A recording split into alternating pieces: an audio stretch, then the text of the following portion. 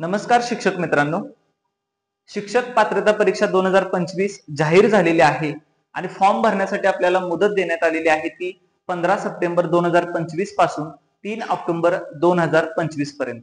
आता काही उमेदवारांच्या मनात अशी शंका आहे की माध्यम कोणते निवडावे आणि माध्यम निवडताना जर हिंदी माध्यम निवडलं तर काही अडचणी निर्माण होतात का, तर या संदर्भात आपण या व्हिडिओमध्ये माहिती घेणार आहोत। तत्पूर्वी चॅनलला जर नवीन असाल तर चॅनलला सबस्क्राइब करून घ्या आणि शेअर नक्की करा। तर बघा, आपण माध्यम कोणते निवडायचे या संदर्भात माहिती घेऊयात।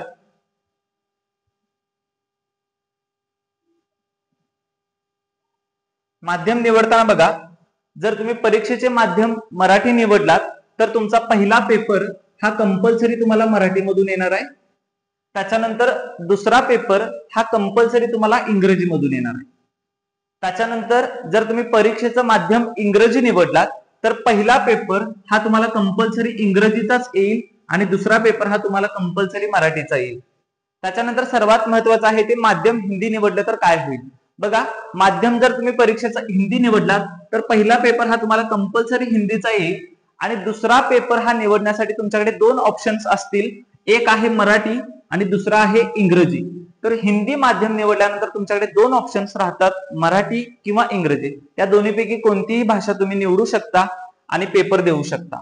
आता सगळ्यात महत्त्वाचा प्रश्न आहे तो हिंदी माध्यम निवडल्यानंतर काही अडचण येते का, तर त्या संदर्भात बघा,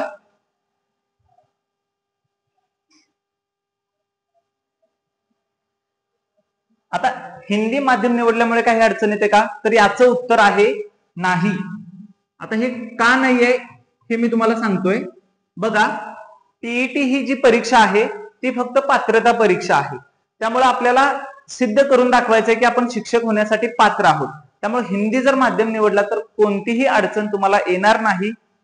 त्याच्यानंतर SC, ST, NT, SBC, OBC, SEBC, EWS किंवा दिव्यांग या सर्व कॅटेगरी मधील विद्यार्थ्यांना फक्त 82 गुण मिळवायचे आहेत, जे त्यांना पात्र होण्यासाठी पुरेसे आहेत। आणि जे काही जनरल मधील उमेदवार असणार आहेत त्यांना 90 गुण मिळवायचे, जे की त्यांना पात्र होण्यासाठी पुरेसे आहेत। तर बघा, हिंदी माध्यम निवडला तर कोणतीही अडचण येणार नाही। हिंदी माध्यम निवडणार असाल तर दुसरा पेपर तुम्हाला मराठी किंवा इंग्रजीचा निवडता येतो। धन्यवाद।